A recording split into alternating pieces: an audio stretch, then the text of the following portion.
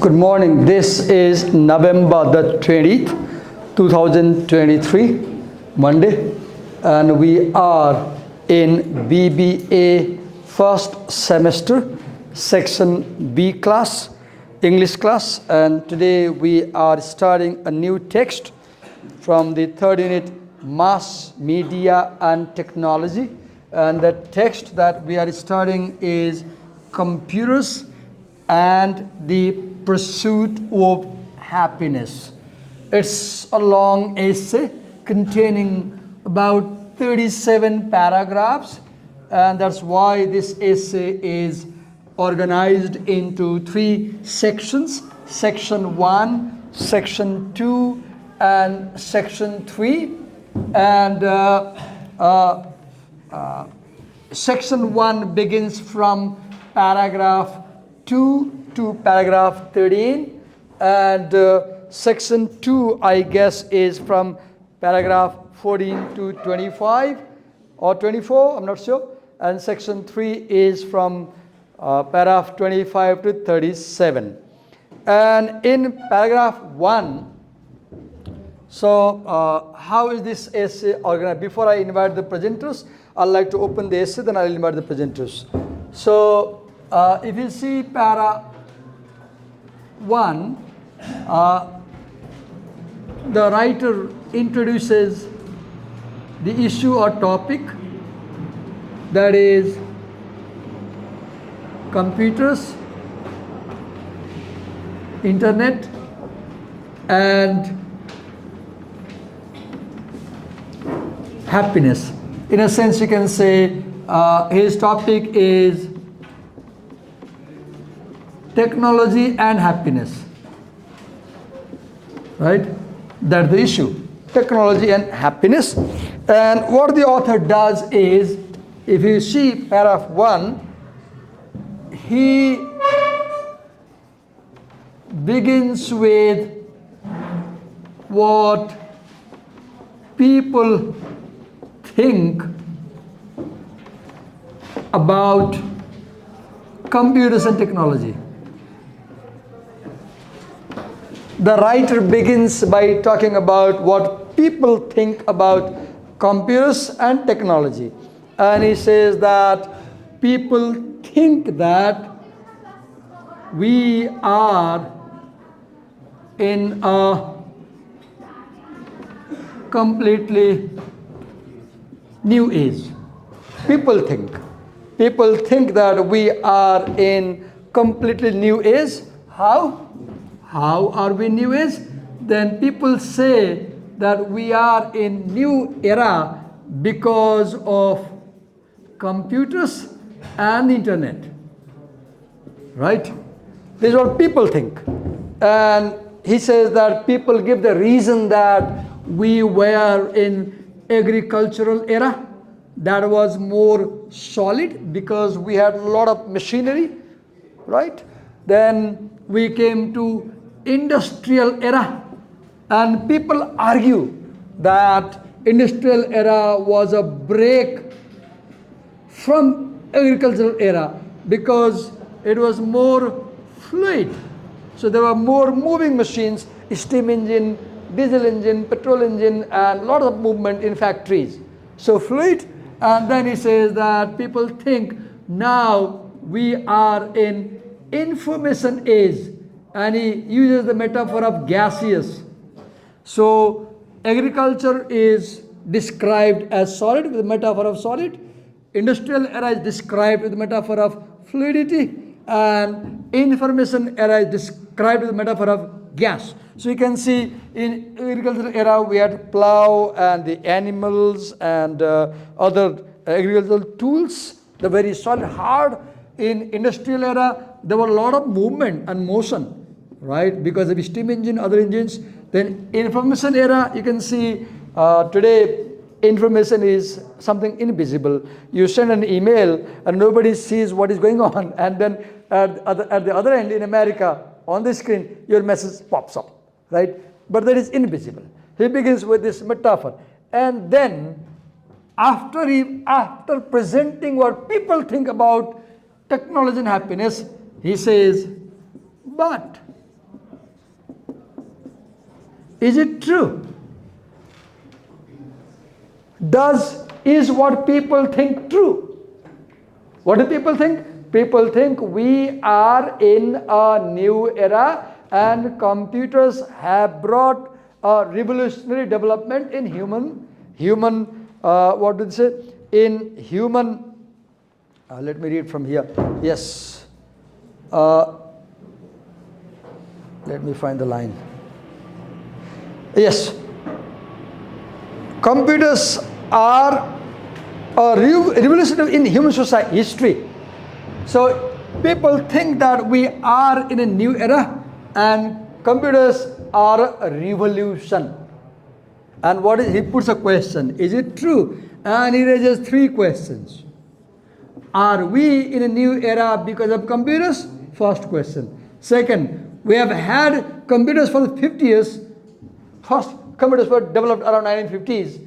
So in the last 50 years, have computers been good or bad for us? Second question. Third question, will they be good or bad in next coming 50 years?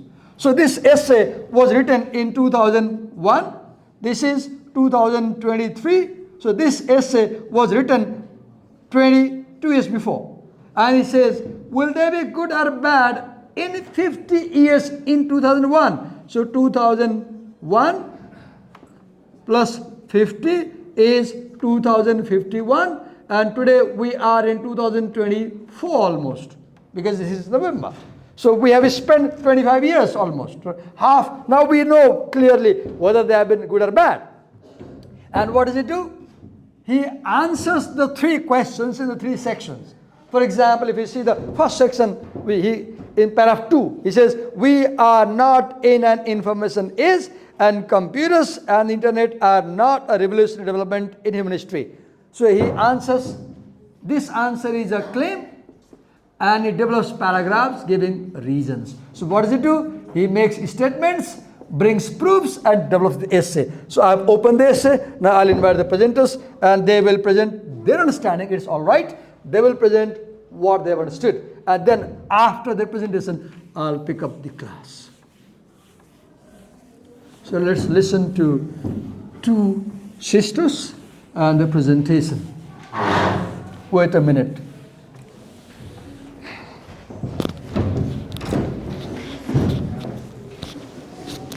Who is presenting? First you will present, one by one. Okay, could you clip it in a collar? Right here, in the collar.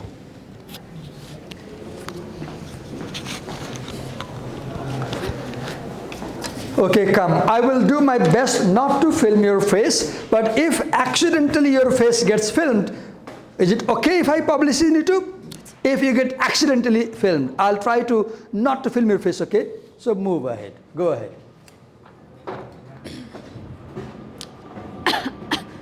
Computers and the Pursuit of Happiness is an argumentative essay which was written by David Gelemter.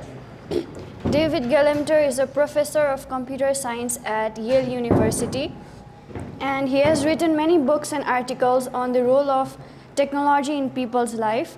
This essay also deals with the influence on individuals and society of computer and internet. This essay was first appeared in Journal Commentary in 2001, and since this essay was written in 2001, whatever he says all might not be acceptable or implemented for the present day 2023.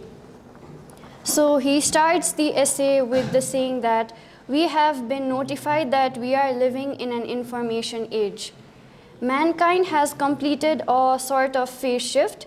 The solid agricultural age was replaced by liquid industrial age, which has now given way to the gaseous age of information.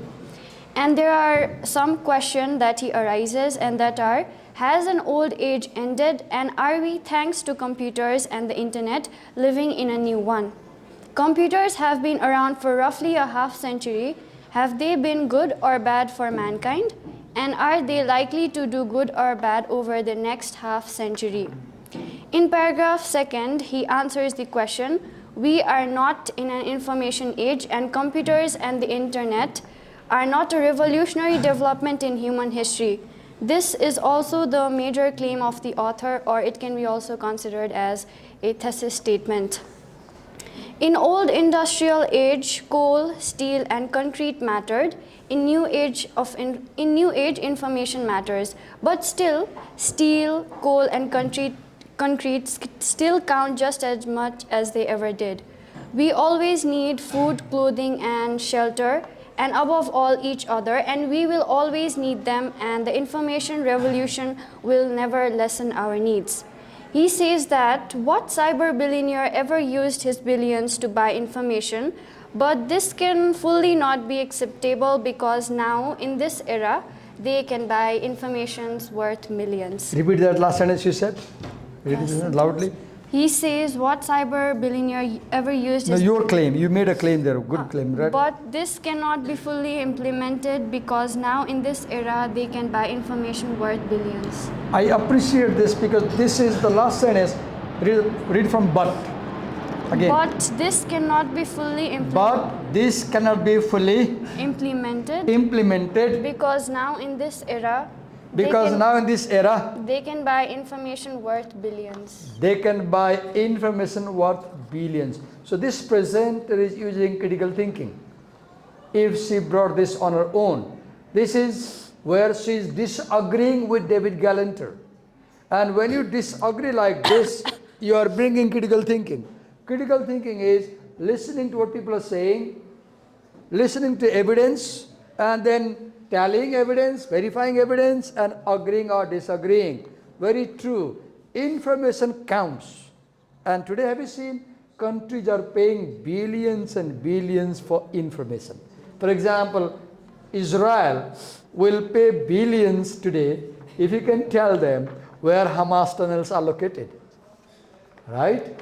Information is not less important as he thinks. Go on. So in the next paragraph, the author also argues that virtual gourmet food will make you feel full but will not keep you from starving. Explain that. What is virtual gourmet food and why it will make you feel full but not keep from starving? Because food, even though it's virtual, we need to actually cook it. No, like virtually we cannot be full without eating. You have a mobile phone and you would go online and order the best pizza in the town. And just imagine that the pizza restaurant delivers you virtual pizza. Now, can you eat a mobile phone? No. The pizza is there. Can you eat? You can't eat your mobile phone. You need real food. The point they're making is virtual things don't bring happiness. Okay? Go on. Virtual heat will make you feel warm but will not keep you from freezing. Okay. And virtual sex will make you feel satisfied in the sense that a pig feels satisfied. Explain, elaborate on that. How virtual sex might make you feel satisfied, but like a pig. So read that last sentence. Yeah, virtual sex will make you feel satisfied in the sense that a pig feels satisfied. Can you elaborate on that meaning? That means like even though like for virtual sex, pornography and sort of things are there, but the actual person is not there, no? So he is saying, if you are depending on pornography, that's not a good idea. Because pornography might help you discharge yourself biologically, but that doesn't bring emotional bond between people. Emotional bond on which true love depends. That emotional bond is where two real people meet. This is a very relevant debate because this morning I was reading that since TikTok has been banned, more people are watching pornography because they're using VPN and DNS, right? That's a bad thing. And what is also arguing, if you are using pornography or if you're using virtual sex on internet, and if you think that the virtual sex on internet can bring you happiness, that's a mirage. Virtual sex can never bring happiness. It can bring momentary satisfaction like the pigs. When two pigs have sex, they discharge themselves biologically, they drive. But that's not what love is. We human beings are different from pigs. Let's not behave like pigs by watching pornography. Let's avoid and let's understand that if we need love, fall in love with a true person. Be in love, nothing harm. But don't resort to pornography. Go on. So, Go on. in the next paragraph, believers in a new information age make 3 arguments. Next paragraph means paragraph 4? Yeah, 4. Okay. And they say it is a new age because we now have sophisticated machines to create, store, and deliver information. Because computer networks can overcome geography, and because machines can act intelligently. All these 3 claims are wrong. Just a minute. Stay over there. So it's okay. You're doing fine. Fantastic. Only thing I wish you could act like a teacher. You pick up the marker, pick up the whiteboard, write, interact, but it's all right. So what does it do? He picks up an argument about opponent. They say that we can create information, we can store information, we can distribute information. Therefore, we are in a new age. Then he says that today geography is overcome, right? And then what does it do? He responds to the argument, right? Go on, go on. So all 3 claims are wrong. Okay, he says all 3 claims are wrong. Because computation today is a dusting of snow that makes everything look different on the surface.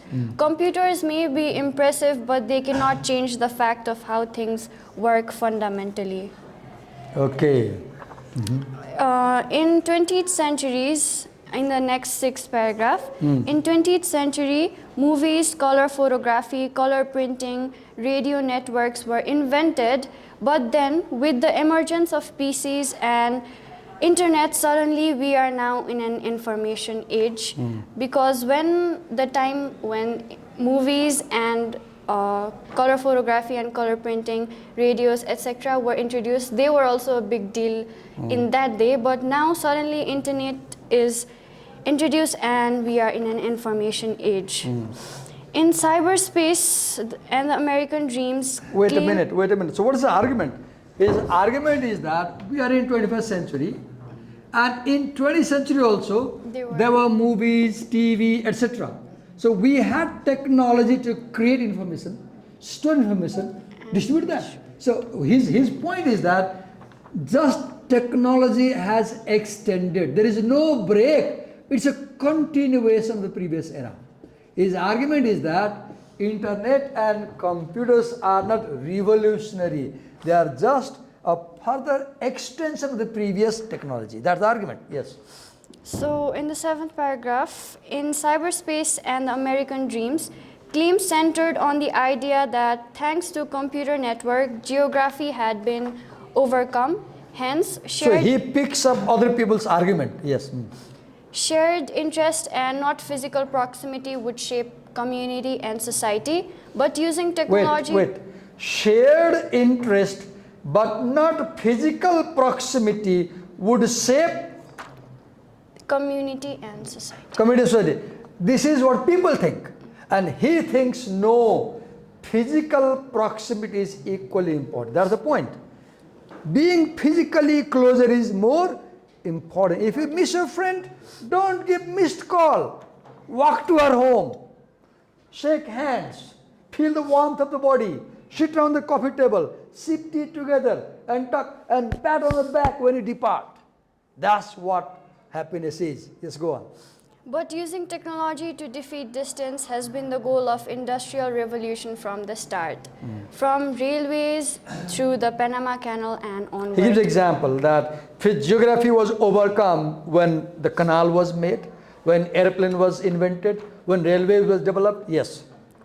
Internet is not revolutionary, it is the latest in a long line. The conclusion. Therefore, internet is not revolutionary. It is the latest in a long line. Latest development in a long line of technological development. Look his argument. David Galanter's argument. Therefore, internet is not revolutionary as many people think. Rather, internet is just a further development in a long line of development which started almost 200 years before. The internet is by far the greatest achievement in the history of mankind. He agrees. Am I saying that the internet is more impressive than the pyramids, more important to mankind than the wonders, inventions of the Industrial Revolution? Yes.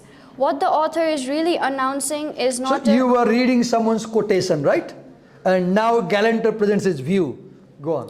What the author is really announcing is not a new age of information, but a new age of hype. Explain that. We are not in a new information age. We are in an age of hype. What is that? That means like information. What is a hype?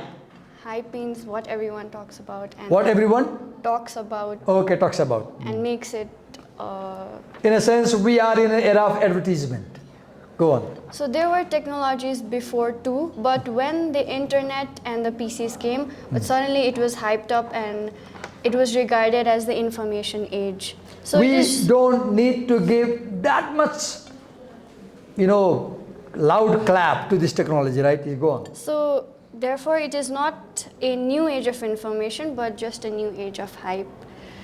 We are not in a new age of information. We are in a new era of hype. So now the second section of the essay comes. Okay. The first section was solely based on the idea that we are not in a new age but just a development of the old age. Now the second section answers the question that have computers been good or bad for the mankind? So second question is, have computers been good or bad for mankind? Mankind, because we have had computers for the last 50 years. Okay, go on. So now, in the beginning of the second section, paragraph 14 starts with this. So second section is from paragraph 14 to 25, I guess. 25. Go on, go on. Other things being equal, information is good, wealth is good, computers have lots of information and generated much wealth, but does wealth guarantee happiness? See the question. Does wealth guarantee happiness? So the central question this essay is answering is, what brings happiness to us? What brings happiness? One answer, computers and technology. Go to Reels and watch people dangling around, right? So does that make you happy? No. Reels don't make you happy. Nudity on internet cannot make you happy. Sex on internet cannot make you happy. Friends, 5,000 friends in the Facebook list cannot make you happy. When real need comes, none of them come. Do they come? No. Go on. Humanity in any given age has a wealth threshold and an information threshold. See the concept. Wealth threshold, information threshold. Now we have economic terms here, because first he said, there was a, read the first sentence of this. Other things being equal. Other things being equal. This always comes in economics. Have you seen? In economic theories, we have this condition. Other things being equal, if supply increases, demand will fall and the price will go down. Other things being equal. And here's another explanation. Threshold. What threshold? Wealth threshold and information threshold. Go on, I'll explain it on. Go on. They can provide happiness up to a certain extent, but not entirely. Okay. Not any technology can... Wealth and information can provide happiness to some extent, but not entirely. Go on. Not any technology can make human happy, but human beings themselves. Let me write. Wait, stay over there. Not any, I'll copy. Technology can technology, not in technology. Can make humans happy. Humans happy. But human beings themselves. But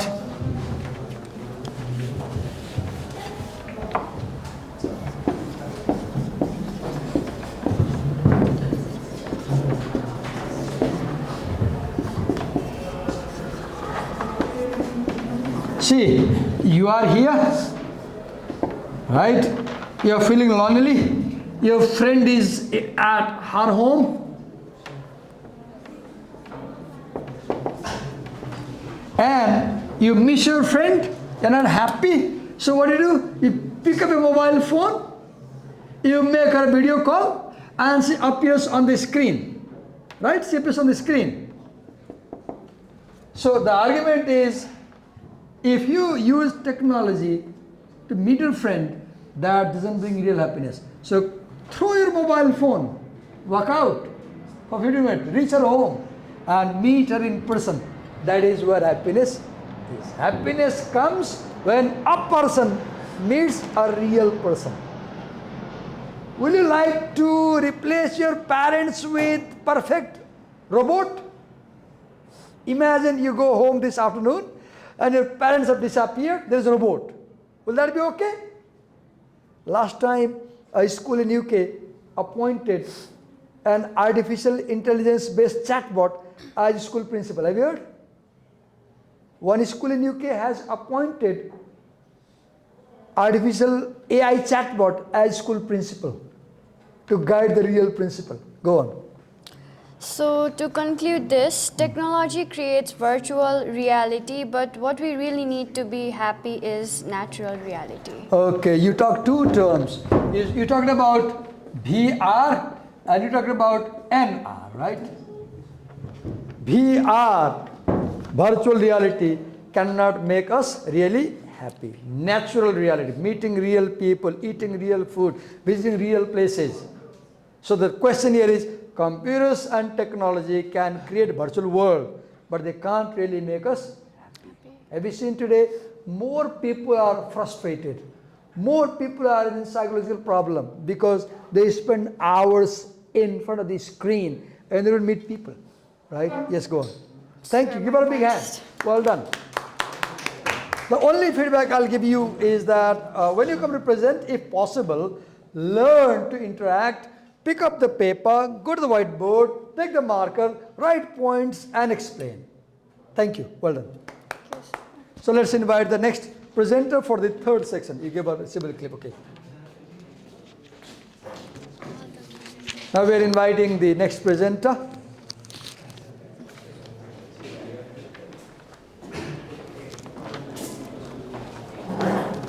First introduce yourself and then okay.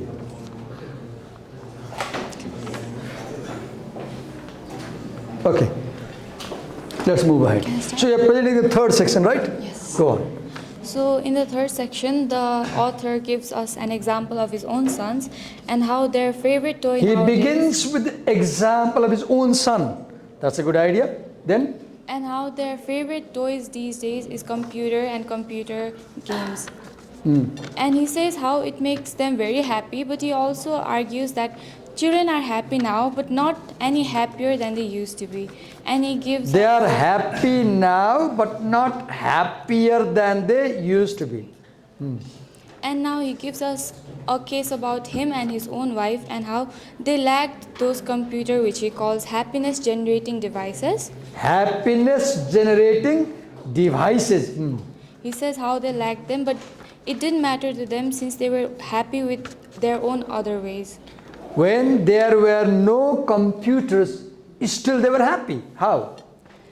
Because they were happy with their own kind of games and how they use jump ropes, bricks, blocks, Jump ropes, bricks, blocks, bricks, blocks, bats and balls. bat and ball. Yes. For example, I used to play a game when I came from school. I'll throw my bag and he would not have breakfast, anything. I mean, no food, and I'll run to the village, outside the village, in open area.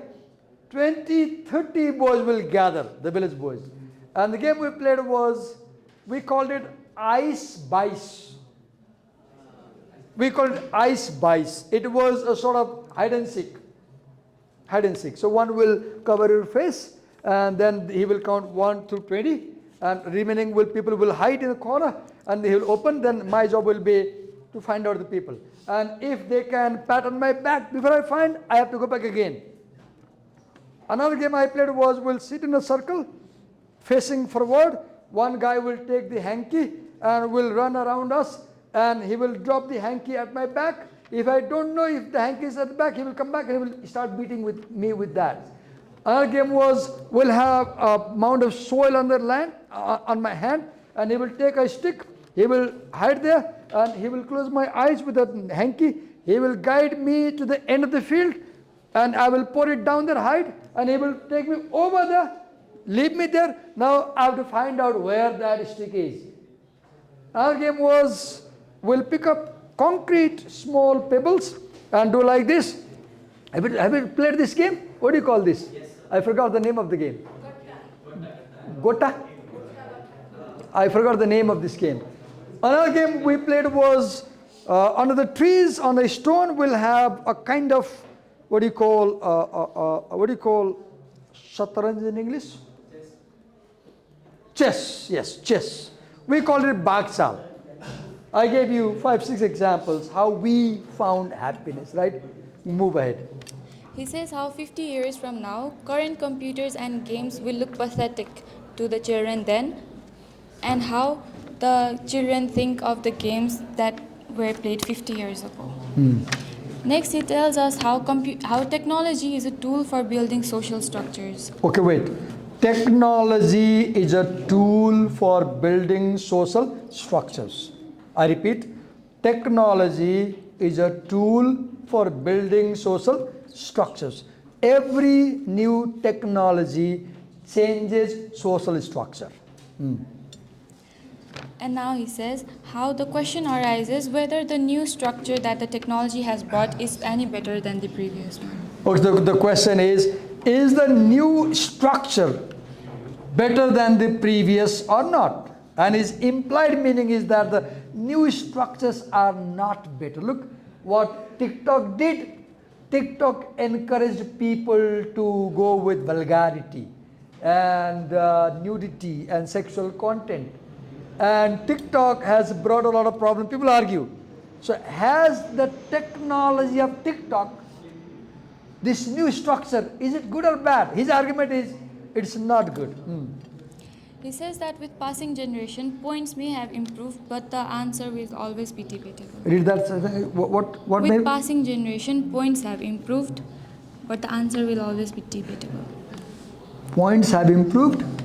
But the answer of whether the new structure is better. Where did you get this information? Where did you get this information in your notebook? In the book. Did you read it from the book? I read from the Really? book. It was about the medical sector. Okay, go on. And now he says how the human nature does Wait. not... You misread it. Read that sentence again. Which one? That point wala. In medical technologies, the answer is always debatable. And with passing generation, points have improved. What is you missed something. It's all right. Paints may have improved. PAINTS. Color may have improved, but it does not guarantee that the art has improved. This is the argument. You may have Asian paint today, but this does not guarantee that the art has improved. Technology may have improved like paint, but this does not guarantee that happiness has improved. See his analogy. Paint, you may have a high quality paint, but this does not guarantee that you can draw a high quality picture. If you buy very expensive paint, does it guarantee you can make a better picture? No. So you may have a very expensive technology, but this does not guarantee you will have improved happiness. Improved technology does not guarantee improved happiness. Just as improved quality of color does not guarantee improved art. Next, he tells us how the... That's why I was asking, where did you get it? Because I had this doubt that you Googled and you copied, because it's not the point in the book, it's paint. Go on. I misread it. Teachers are nosy parkers, right? They're like, teachers are like policemen, right? If you make a mistake, they find out. Go on. Sorry for that. Next, he says how human nature does not change and how human wants and needs always remain the same. Wait. Human nature does not change. Human wants and needs always remain same. 1,000 years before, we needed food. Today also we need food. 1,000 years before we needed shelter. Today also we need shelter. Thousands before we needed clothes. Even today we need clothes. So our fundamental needs have not changed. We cannot eat information. We cannot live under the house of information. We cannot put on information. Yes, go on. And so he tells us how humans dream of a new technology and they put it to use, but in a way which something has been always done in some new way. So it's not completely new. It is the old thing done again in a new way. So computers are not a revolution. They are just an extension of the previous technology. Internet is not a revolution. It is just an extension of the ARPANET. You know ARPANET? There were some technicians in this building, others in that building. They had to send something to people over there. They had to walk. So they decided on a technique, what to do. So they decided LAN, local area network, they built. In the beginning, ARPANET was local area network developed to transfer information from one building to another. And American army developed this ARPANET into internet. And today we have internet. Go on. So there is an example comparing the common wells to plumbing. And he says how plumbing may be hygienic. Common, look, metaphor. Let me write here. Just a minute. It's a wonderful metaphor. That tells a lot. Just a minute. I wish you could do what I'm doing, but you will do one day. Will you be a teacher in future? No, not at all, right? Okay, you said no. Maybe. Yeah, you said no. Will you be a teacher in future? Maybe. God knows. Common. Well, and what did you say next? Plumbing. Plumbing. Go on, go on. He says how the plumbing these days may be hygienic and more convenient, but lonelier. Okay, plumbing may be, my spelling is doubtful, hygienic, convenient, go on. But it is lonelier. Okay. Go on. Lonelier, and how these two cannot be compared. These two cannot be compared. Now look here. Older technology had more human ingredient, human factor. For example, when there were common wells in your village, early morning, all villagers will gather, right? And have you seen? The common well was a dead-end spot where young boys will go to tease girls there. The common well was a place where women will do all the backbiting. Commonwealth was the place where information was exchanged because this was a gathering place. Today, these wells have disappeared because there is plumbing technology. You have ek ghar ek dhara. Ek ghar ek dhara.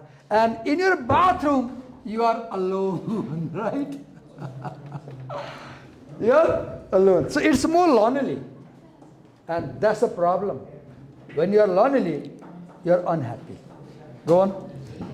He also tells us how people's happiness does not change because of new technologies. People's happiness does not change because of new technology. Go on. The factors may be changed, but the net change will have nothing to do with technology. Go on. The new social structure made by the new technologies always incorporate more and more machine ingredients. As I told you, in new technology, what is there? There is more machine ingredient. Look in this class, oh God, laptop, Sony TV camera, road recorder, fan, projector, oh God. How much technology? Go on. While the older technologies had more human labor or human ingredients. Okay, so human ingredient, as I said. Go on. The author also says that we will be like kids in a candy store in the lush tech future. Kids in the candy store in the... Lush technological future. Okay, go on. What is that? Kids in the candy store. kids in the candy store, well, the candy will be like the new technologies and new informations that. Have you seen that HDFC Bank advertisement? A kid takes a coin and then puts in the vending machine the coin, and one sack full of candy falls from the vending machine. Have you seen? There is an advertisement.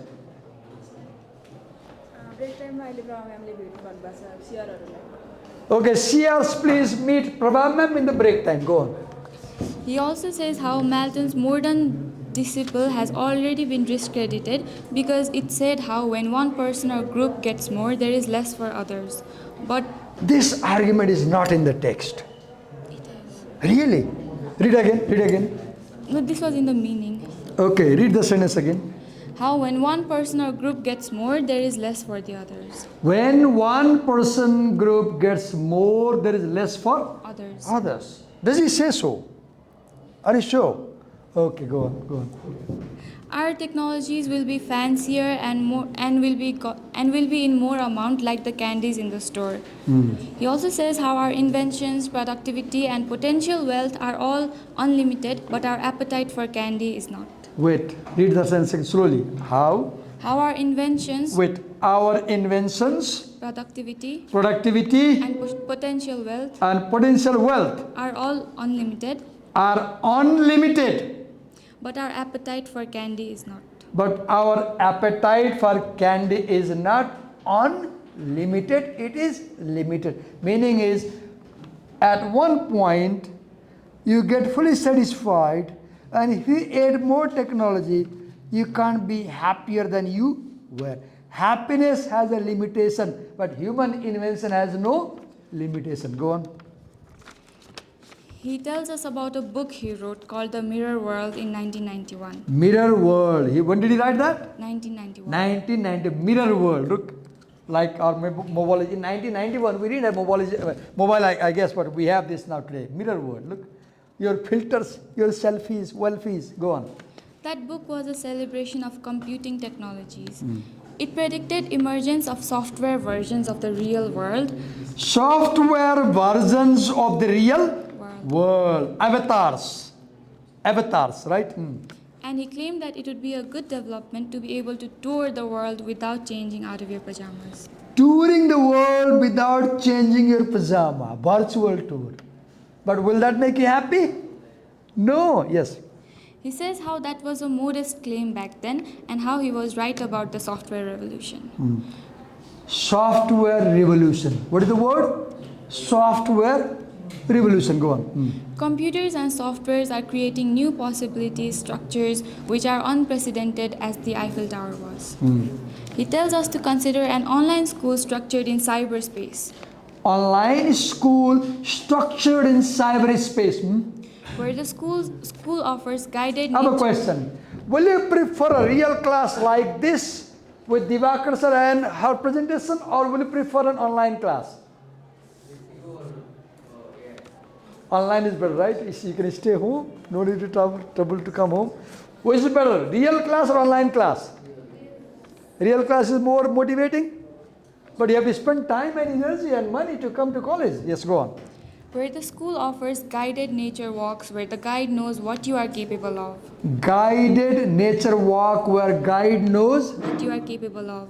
what you're capable. I had a student, he was a tour guide, and when the COVID-19 came, he said, Divakar sir, I bought a mobile phone, I went to Gorkha, I'll go to jungle where there is network, and I'll go live, and I'll show the village, jungle, everything to Australians in Australia, and they will pay some cents and dollars to my account, and I earned that way. Virtual tourism. When people could not come really in Nepal, he would take mobile phone, buy data, go to jungle and show the places to people virtually, right? Today, you can make virtual tour of London, for example, on the Google, on the screen. Do you use Google Earth? Yes. Google Earth, for example. Yes, go on. Where the guide knows what you're capable of and whether to shrink or expand the path according to you. And how one could keep their whole school life in their own back pocket.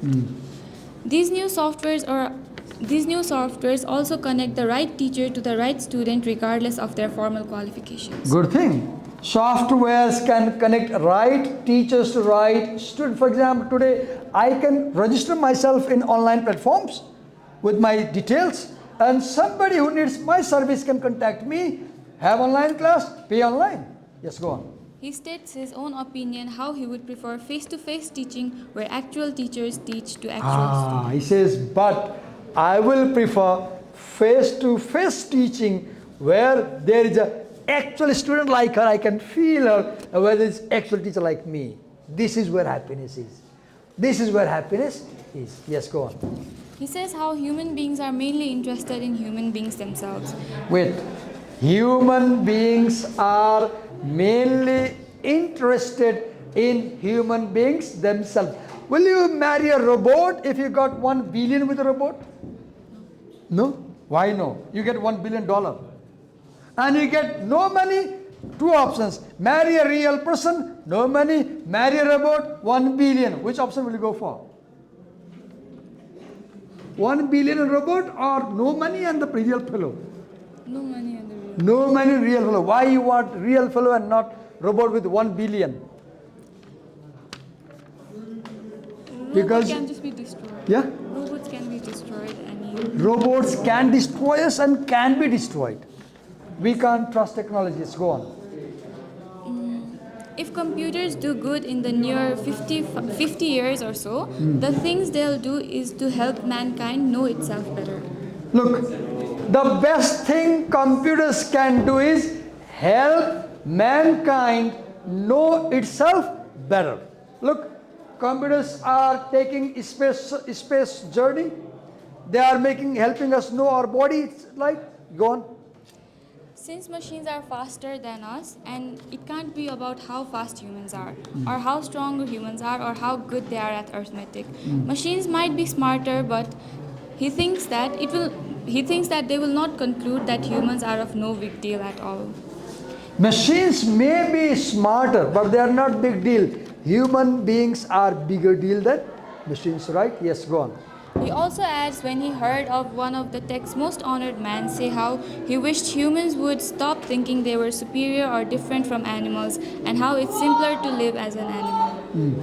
Now he says that a question arises, should we stop trying, call it a day and relocate to the barnyard? And he answers itself, no, most of us are not ready to let go of our scraps of morality and scarcity we have pieced together over centuries. See, humans have something that machines can never have. Humans have emotion. Machines can never have emotion. Humans have morality. Machines can never have morality. Last time in Korea, one robot, there was a real employee. The robot thought that the man is a box. And the robot picked up the man and threw, and he got killed. 10 days before, in South Korea, an automatic robot, packaging robot, mistook a man for a package, picked up the man and dumped in the machine, packaging machine, and the person got killed. If the robot had no feeling, right? Go on. They may look shabby, but they are the best clothes we own, which might be as important as internet itself, and how our uniqueness lies beyond strength, speed, and intellect. Human beings are unique, yes. People have said for a long time, chances are 50 years from now, thanks to computer, people will believe it. Chances are 50 years from now, we will be grateful to computers' technology for showing us what marvelous powerful machines we can build and how little they matter. Computers, even a supercomputer, matters little before our mind. Human beings are far superior than technology, right? That's the point. So technology can never surpass human beings, and happiness comes when you meet another human being, not technology. Thank you. Give her a big hand. We took 5 minutes more. Thank you. Well done. Thank you.